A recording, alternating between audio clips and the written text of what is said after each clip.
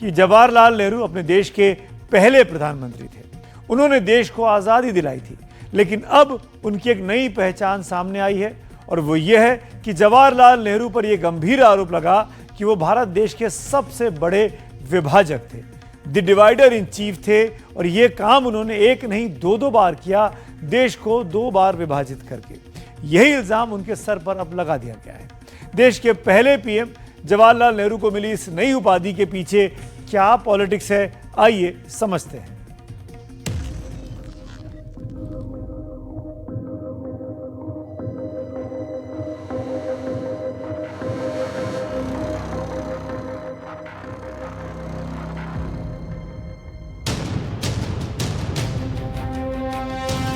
जवाहरलाल नेहरू के समर्थक उन्हें दूरदर्शी स्टेट्समैन कहते हैं, जबकि उनके विरोधी मानते हैं कि वो द डिवाइडर इन चीफ हैं। उन्होंने देश का 2 बार विभाजन किया है, पहला 1947 में जब हिंदुस्तान और पाकिस्तान बने और दोबारा 1960 में जबकि जवाहरलाल नेहरू ने पाकिस्तान के साथ सिंधु नदी जल समझौता किया था। पहलगाम हमले का पहला जवाब सिंधु नदी जल समझौते को रद्द करके दिया गया था। भारत ने तय कर लिया है, खून और पानी एक साथ नहीं बहेंगे। देशवासियों को भली भांति पता चला है कि सिंधु का समझौता कितना अन्यायपूर्ण है, कितना एक तरफा है। भारत से निकलती नदियों का पानी दुश्मनों के खेत को सींच रहा है और मेरे देश के किसान, मेरे देश की धरती पानी के बिना प्यासी है। भारत कतई सिंधु समझौते को, उस स्वरूप को दशकों तक सहा है, उस स्वरूप को आगे नहीं सहा जाएगा। किसान हित में, राष्ट्र हित में ये समझौता हमें मंजूर नहीं है। फिर पहलगाम का जवाब देने के लिए ऑपरेशन सिंदूर हुआ, जिस पर संसद में चर्चा हुई।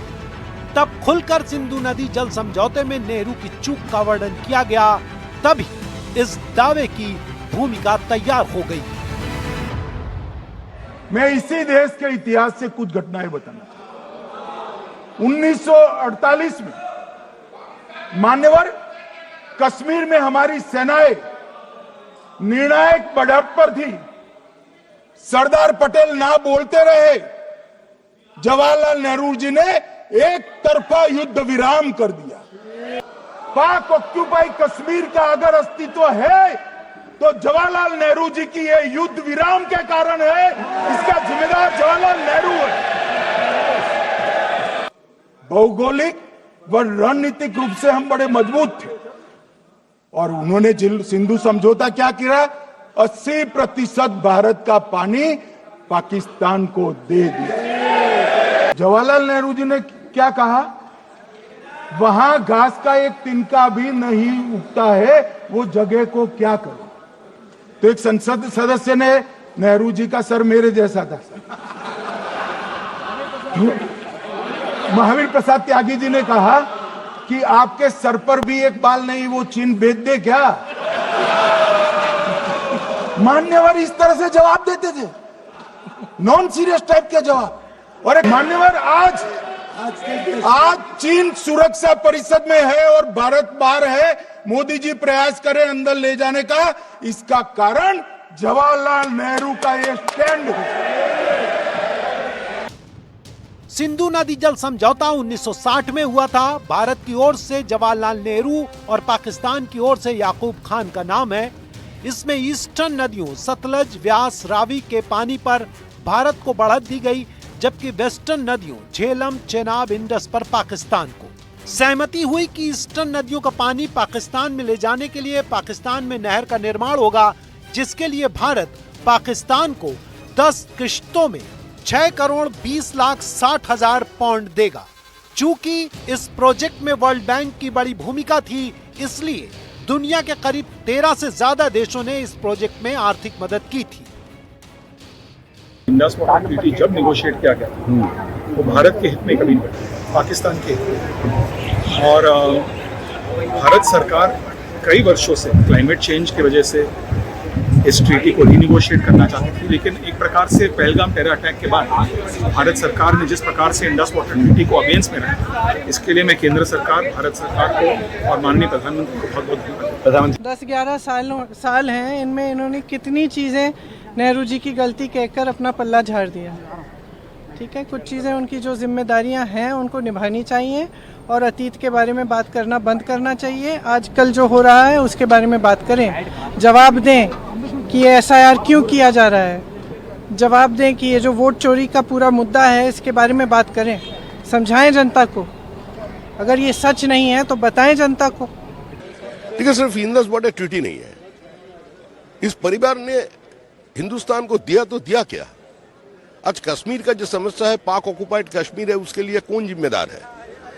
पहला पाकिस्तान का जब घुसपैठ चालू हुआ, नेहरू जी तो सेना भेजने के लिए भी तैयार नहीं था। बाद में सरदार पटेल के दबाव में आकर 325 सेना को भेजे गए थे, तो इसका जानकारी सभी का है।